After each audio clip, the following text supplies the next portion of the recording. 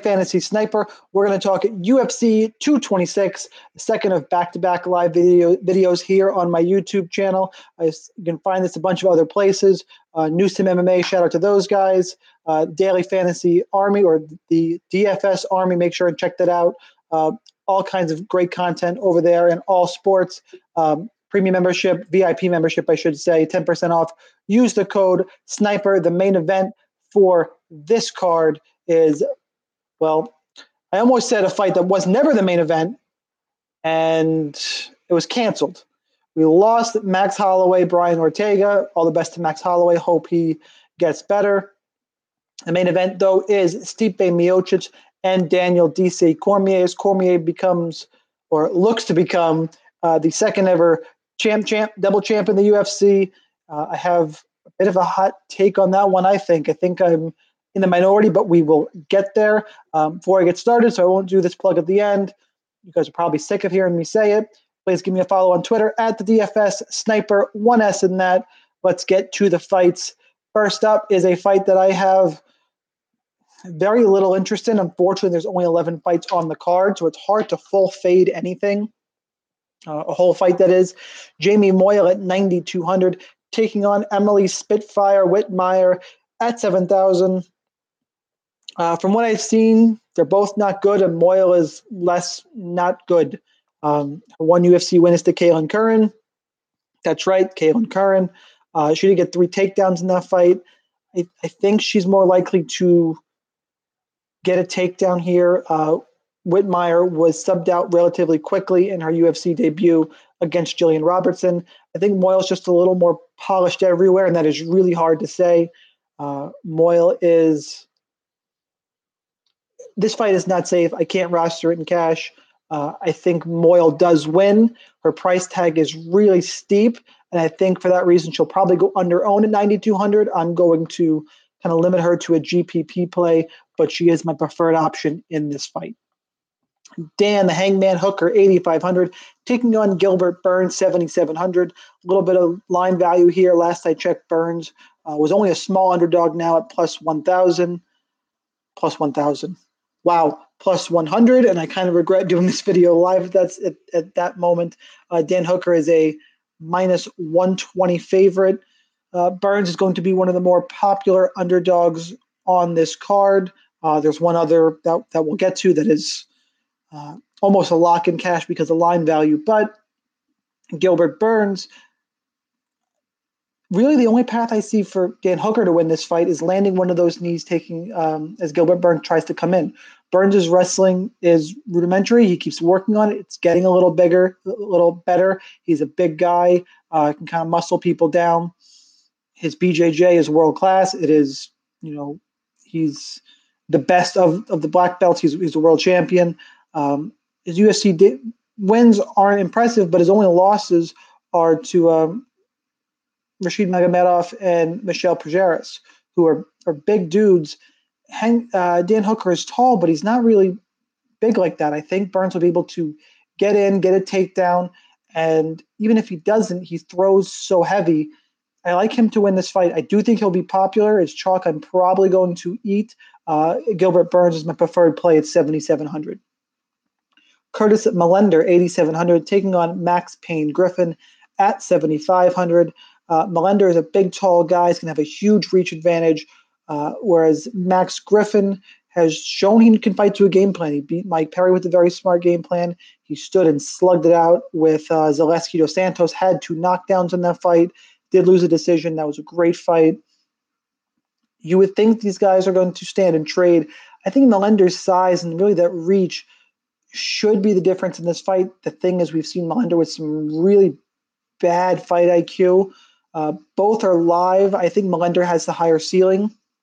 So for that reason, he will be my preferred play, but not a fight I'm looking to target in cash.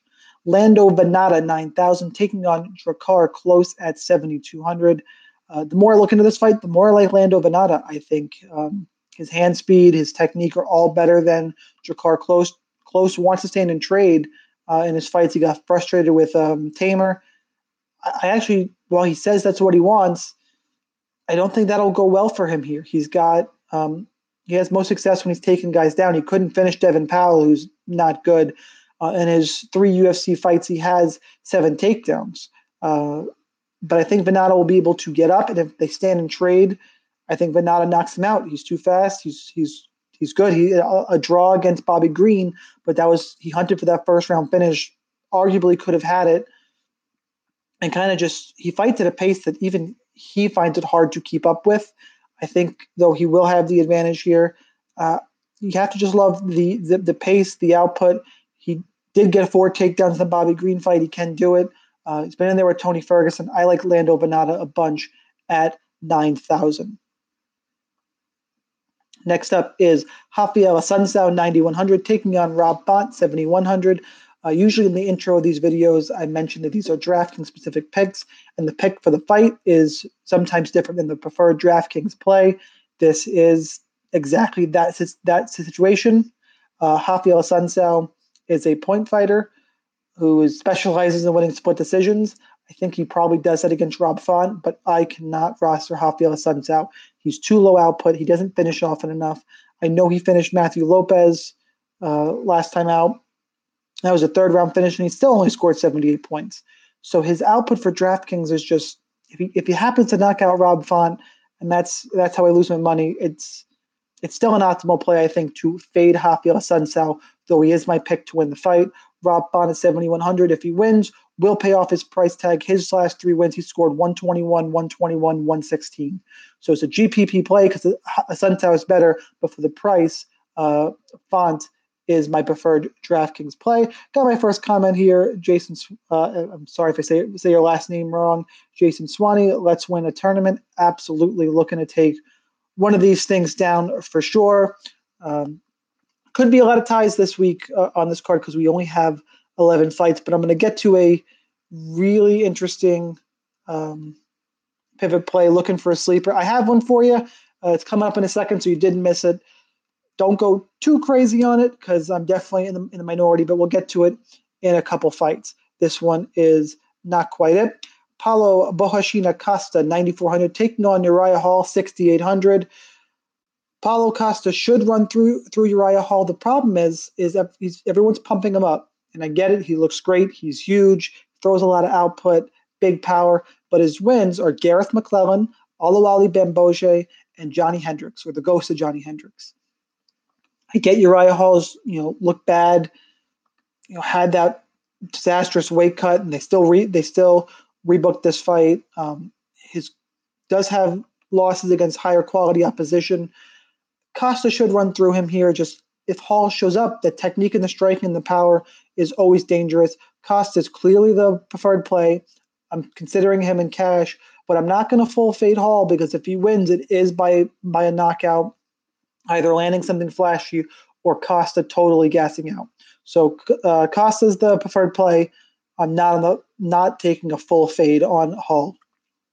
Next up is a GPP fight to a T. Gokhan Saki, 8,400, taking on Khalil Roundtree Jr., 7,800.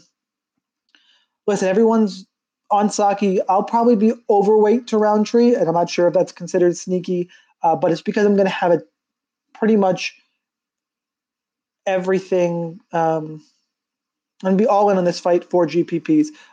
Question just came in. Hall good for GPP? I'll have a little bit of exposure. He's a fine GPP play. Don't go overweight. If you're playing 10 lineups, 1 maybe 2 shares of Uriah Hall, I will mix him in a little bit. Gokhan Saki is a kickboxer. He's 1-1 as a pro, and he looked bad against Luis Henrique da Silva. Khalil Roundtree Jr., I get it. He looked really bad, and trusting this guy is scary. Stay away from this fight in cash. Don't go anywhere near it. But for GPPs, Roundtree has power. If he were to try and wrestle, he's wrestling, even though it's been terrible in the UFC, it might be better than Gokhan Saki's. Something we don't know. This is a GPP fight. Roundtree has power. Saki, we saw him gas out against Henrique. I'm going to have a ton of this fight. Don't short yourself on Roundtree shares. This is a fight I'm willing to hedge. And I think Roundtree's people are pretty done with him. They got burned by him against Michael Oleksiejczuk. I got burned by him. I'm going to go back to the well here, GPP only, but an interesting play. And for that reason, he's my preferred play because I think he goes under-owned. Michael Chiesa, 8,600, taking on Anthony Pettis, 7,600. The more I look into this fight, the more I'm actually less interested from a DraftKings perspective. Pettis can't stop takedowns. Chiesa is very heavy on top. Doesn't often get a ton of takedowns. Scores okay in his wins. Not the greatest output. I think Pettis is better on the feet. Overall, I can't get over that Pettis can't stop a takedown. So I'm going to take Michael Chiesa as my preferred play.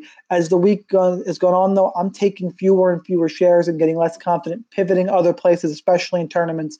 I'm not sure the winner of this fight is going to score 100 points. Chiesa is the pick and the preferred play, mostly because I don't want to roster much of Anthony Pettis.